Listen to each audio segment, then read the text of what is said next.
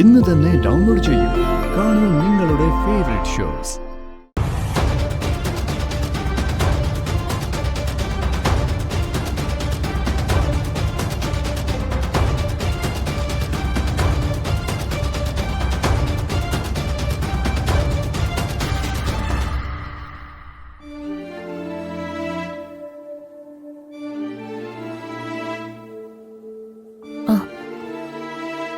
എന്താ വൈകിയത് ദേവേട്ട?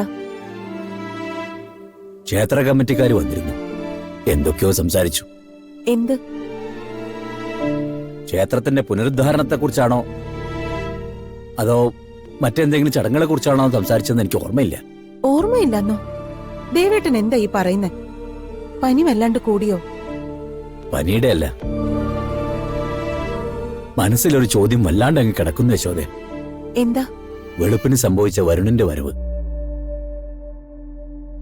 ഭാര്യയുടെ ചേച്ചിക്ക് എന്തോ സംഭവിച്ചു എന്ന് കരുതി അന്വേഷിച്ചു വരാനുള്ള സ്വാതന്ത്ര്യമൊക്കെ അയാൾക്കുണ്ട്. പക്ഷെ അയാൾ വന്ന രീതി അതല്ല. ആണോ? ഈ വീട്ടിലുള്ളവര് എന്നിൽ നിന്ന് എന്തെങ്കിലും മറയ്ക്കുന്നുണ്ടോ? നിങ്ങൾക്ക് മാത്രമായിട്ട് എന്തെങ്കിലും രഹസ്യമുണ്ടോ യശോദേ? യശോദേ, ഞാൻ തന്നോടാ ചോദിച്ചത്. വരുൺ വെറുതെ വന്നു പോയതാണെന്ന് എന്നോട് പറയാൻ നിൽക്കരുത്. അല്ലാതെ നീ എന്താ ദേവ പറയിപ്പിക്കാൻ നിൽക്കുന്നേ? അല്ല, നിന്നിൽ നിന്ന് ഞങ്ങൾ എന്ത് രഹസ്യം മറച്ചു വെച്ചു എന്നാ?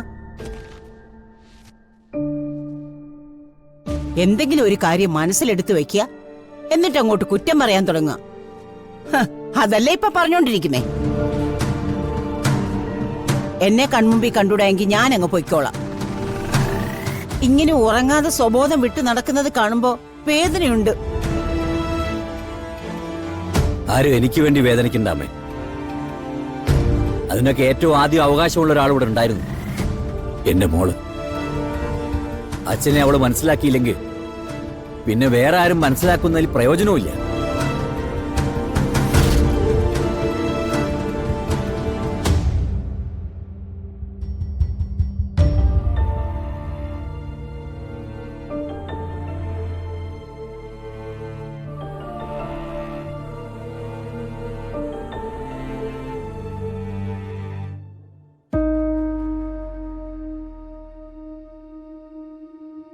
ദേവേട്ട, എനിക്ക്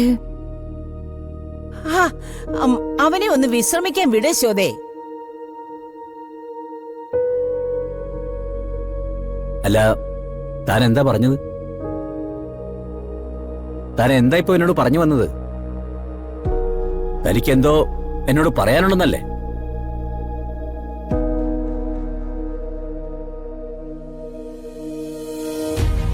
അല്ല, കുടിക്കാൻ എന്തേലും എടുക്കണോന്ന് ചോദിക്കാൻ വന്നതാ.